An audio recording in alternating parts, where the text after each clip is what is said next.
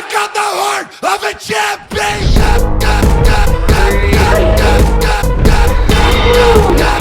Heart of a champion.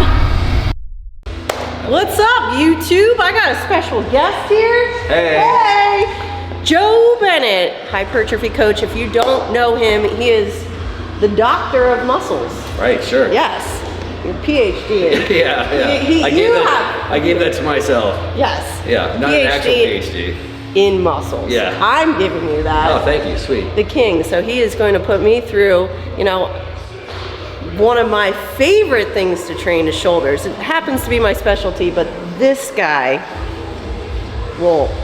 can I just say, fucks me up, man. I can't think of anything else to say. Beep! But we're gonna go through a hypertrophy coach shoulder day, so follow along because he's got some cool little things up his sleeves. Yeah. We're gonna pull them all out. Yeah. All of them. Yeah. We got all sorts of stuff up there. All sorts of stuff.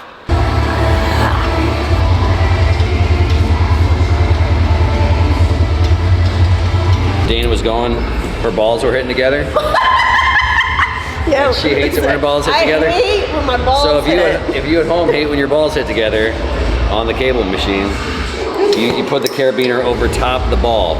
Then that's going to give you basically an extra 3 inches, which is also a good thing. Yeah, which is also a great fantastic thing.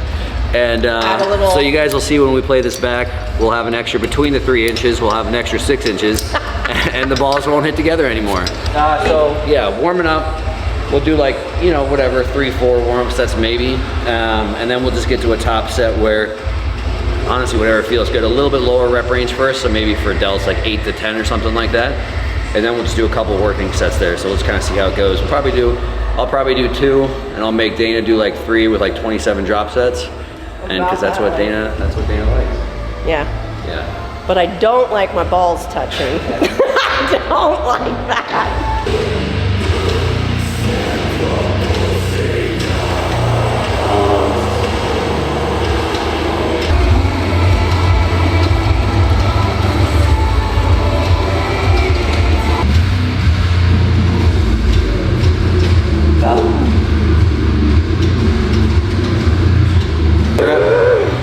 Give me that pause. Wide, wide, wide. Finish wide, finish wide. Hard squeeze. Nice.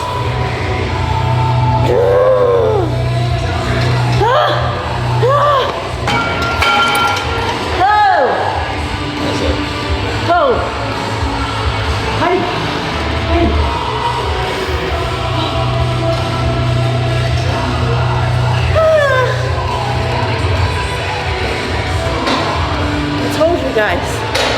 Told you guys. Sometimes I think I train delts every day. Yeah, well it's because I know Joe's here, so I'm like, fuck, he's gonna judge me. So slow everything down. Why do you think it works so well for you though? My moves aren't fast. Everything's like on the same pace. But generally like the eccentrics, like the biggest part of the movement is like controlling the negative. But slowing the reps down, you don't technically have to go as heavy because you're getting more time under tension, which for a bodybuilder, that's all we care about is time under tension. We're not seeing like how much we bench and this and that, which is more fast paced. So slow, controlled, focus on the negative. No, he won't take that off probably. I don't think yeah, I can't train in long sleeves. Just can't do it. Plus, I'm a very visual motivation, so there's mirrors in here. So when I start getting pumped, I start liking working out more and more, that I keep wanting to do more. You think that's why I don't like working out? Well, the underneath there, it's just full of muscles. He just doesn't want to be thirst trap. I think I put a roster on too, so let's keep that covered up. All right, we got partials at the bottom. These can be quick, all the way in, straight to my hand, right there. Keep them moving, keep them moving. They move, they count. Come on, come on. 10, 9, 8, 7, 6, 5, 4, 3, 2, 1. Sit up for a second. Stay, stay, stay. Oh God. Arms straight out. Bring him up. Resist. Don't let me bring you down. Don't let me bring you down. Come on. Fight it. Fight it. Fight it. Come on. Keep fighting it all the way to the bottom. Keep fighting it all the way to the bottom. Keep fighting. Keep fighting. Keep fighting. All the way. Come on. Keep fighting. Push him wide. Oh my God.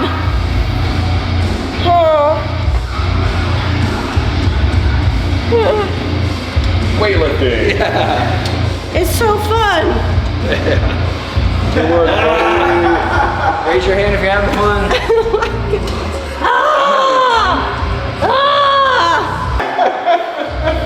I can't move my arm.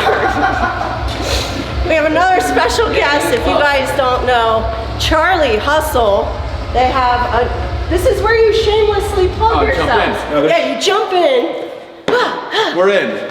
New song. New song. First time in so many years. First time in 4 years. Rob Bailey and the Hustle Standard. Rob Bailey, Hustle Standard, Heart of a Champion. Out now on all platforms musical. I really can't move my arms right now. Okay.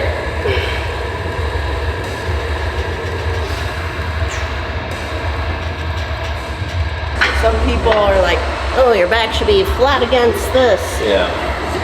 I mean, honestly, it's like one of those things where people just have like arbitrary things associated with exercises, where it's like, if you ask them why, they wouldn't know why. Like, I have to be like completely upright, otherwise it's like not an overhead press or something. Yeah. And again, that's people getting fixated with like exercises, whereas like I'm fixated with training a muscle. So if we can manipulate tiny things just to make training the muscle more comfortable, then manipulate it. You know, the only time obviously the super specifics matter is if you're like a power lifter and have to do things exactly as is, like hip crease below your knee and all that kind of stuff. So the short answer is, for the most part, having a little bit of an arch is almost the same effect as if you slide your hips forward a little bit, and it will just require a little bit less external rotation. Like when you get all the way to the end of external rotation with this high upper arm position, high elbow position, you might get more like impingy. So that's why a lot of people, it doesn't feel as comfortable here. Yeah. Whereas again, if you're, the same thing is either arching more or hips forward, basically goes a little bit more internally rotated. And a lot of people, it's just a more comfortable plane of motion there, because it's what's happening inside your actual, the GH joint. I think that's why I do arch, because like I'm rolled forward. Yeah. So like for me to be like, I'm like this. Yeah. So if I want to be more like this, Yeah. I arch. And honestly, like the whole point of the exercise is obviously to train your front delts. Yeah. So this does not train your front delts any more than this. Yeah. So if you can train this position here, more comfortable in your shoulder joint, you get absolutely just as much front delts. The only thing you might get straight up and straight down. Yeah, I mean, the only thing you might get a team bit more is maybe a little bit more upper chest, but like who cares? It's like, all right. We like that. Yeah, exactly. It's not like a bad thing. So, but if someone's like wants to make the argument like a little bit more upright, a little bit more external rotated, might isolate that and take a little less upper pec out of it. But it's, again, it's less of this, it's not more of this.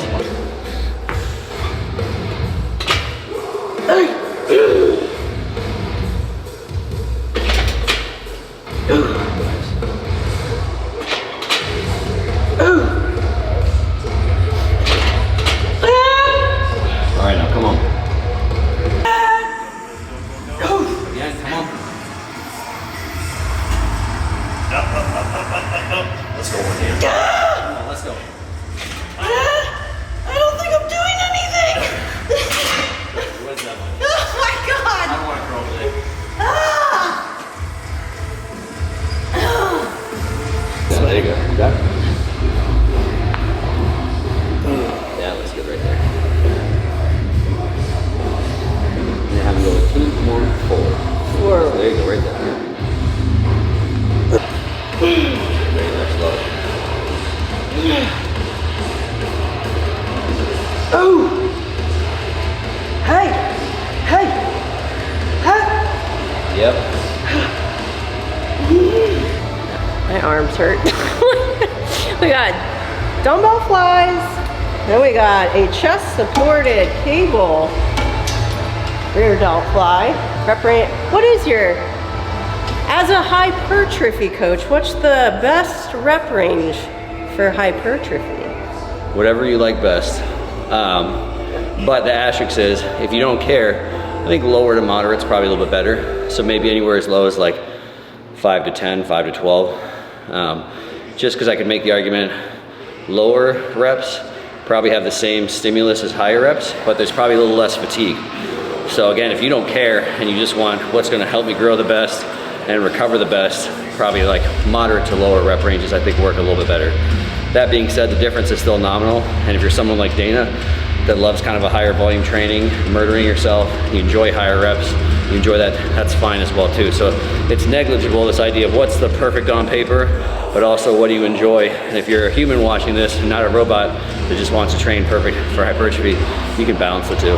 So I think for me, I stick to that, like when I do volume, the first set is right around that like 5 to 8 range, and then I'll add drop sets for volume.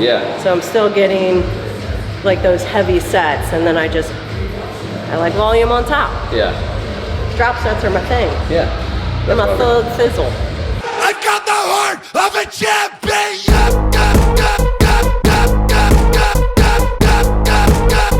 Heart of a champion.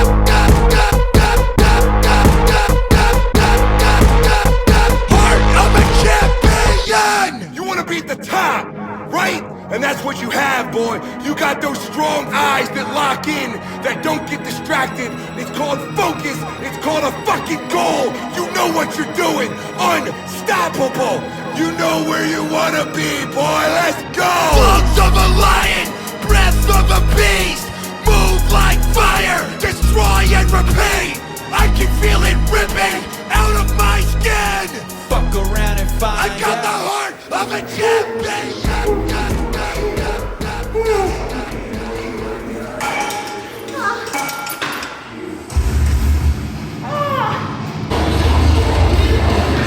I wish everyone could feel what my arms feel like right now. Like if you guys could feel this. If you could only feel this. You can't, because you're not as lucky as Dana. You're not as lucky as me. I am honored that I have so many great friends that know how to train and can beat me up. That's fun. I'm on family vacation. These are the only people that I'll drive off family vacation Yeah, he left his children to come train shoulders. Don't put it that way. That doesn't sound as good. But don't come here, Montana's horrible. Right. Guys, if you are not following Joe, Hypertrophy Coach on Instagram, YouTube. Don't go on TikTok, it's horrible. I'm there. You have a TikTok? I do have a TikTok. Is it all Hypertrophy Coach? Yeah. Hypertrophy Coach on all social platforms. A lot of good information, a lot of really cool exercises. A couple new ones that I learned today. I really like this guy. I'm gonna add that to my little repertoire. That's a sneaky front delt one, guys. If you're not doing that one, you're sleeping on a ton of range of motion, a ton of load at the bottom, which you don't get with a lot of front delt stuff, so it's a good one. You train a lot of fit people. What makes the difference between someone who wins? I think it's the same two things that separates everyone, genetics and work ethic. Because there's you can't be an Olympic sprinter if you don't have the genetics. You can't be an Olympian if you don't have at least good genetics. But still, there's tons of people at the top that have amazing genetics. But the things that separates all the amazing genetics from the other people from first, second, third, fourth is still work ethic. Because I've known, I won't name names, but I know dozens of top guys and girls that are genetic elite that don't win because they don't have the work ethic. Whether it's with training or diet or whatever it is, that's all hard work and adherence. So, and obviously people like Rob and Dana, it's like a growth mindset, because obviously Dana still loves to train hard and she still loves to come and say, I don't want to. Well, now I don't even think I don't even train. I just realized, I thought I've trained hard for all these years, and then every 2 years you come, I'm like, oh yeah, I forgot, I don't actually train. Yeah, so Dana's like my favorite type of person to train too, because one, she's not an asshole. So when I come and I want to show her some stuff and give her some stuff, she'll one, she picks it up, very athletic, so I don't have to spend like 20 years trying to get things perfect. But also it's not like, it's mostly guys, I hate to say, I'll work with a bunch of young guys in their 20s that just want to butt heads. And that's not too often anymore, luckily. But so the first time I ever got to come and train Dana, Rob invited me out to come and train her. It was a birthday present or something. It was a birthday present. Like, come kill my wife for 4 days straight. She's like one of the few people when I was training, because obviously if you guys are watching this, should you do this workout? probably not. You're probably not Dana. There's nothing wrong with doing it, but it'd probably be too much. You can try. Yeah, have that. You can try. But maybe just do all the same exercises with straight sets, you know, 2 or 3 working sets everywhere, not 27 drop sets. Unless you want to be like Dana and grow muscles and have a lot of fun, and then it's absolutely fine for you. But the first time I came out, I was literally just like thinking of shit. It was like one of the first times I'm like hurting someone in a fun way. And I'm like, man, I got just like thinking new shit on the go here. And that was like our first whole bunch of workouts. I think we just did like 5 or 6 workouts in 3 days. And I was literally just coming up with shit on the go. It's like, oh, she's still got some more left? All right, now I gotta How do I kill her? Yeah, and that was super fun for me, is like my thought process on everything, having to, again, have creative but intelligent ways to murder someone at a high level. And there's not a whole lot of people I get to do that with. And so Dana's the top of that list. I can be murdered. I love that. And then Rob did all the same stuff too, but he's just not as pretty as Dana, so we don't care about the workouts either. Not quite as pretty. Yeah. Handsome. Close. Very handsome. Yeah. 40. 40. Yeah. 41. Yeah. I'm over the hump now. I'm in my 40s now. Not just 40, I'm in the 40s. Guys, you can still get jacked in your 40s. Just saying. You can. It's not over yet. You still got time. You're only halfway dead. It's true. It's science. Feels like she's talking to somebody. I think she's talking to me. Yeah. Or the viewers. She's talking to the people. I'm talking to who's ever listening to me, because I don't even know.